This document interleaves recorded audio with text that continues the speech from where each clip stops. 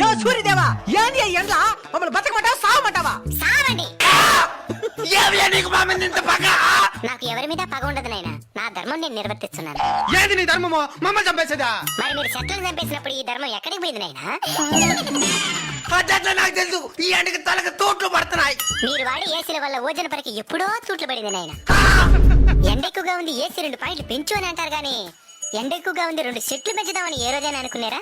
అంటే అది చెరువులు కూడా ఎండిపోతున్నాయి సామి. నీళ్ళుండాల్సిన చెరువులో నిలువెత్తి బోడాలుంటే ఎవరేం చేస్తారు నాయనా? అడవులు కూడా ఎండిపోతున్నాయి సామి. మరి అక్కడే కదా నేను అపార్ట్మెంట్లు కట్టాల్సిందే. సామి ఈ ఎండ నుంచి బయటపడేదానికి ఏదైనా మార్గం చెప్పు సామి. వృక్షో రక్షిత రక్షిత.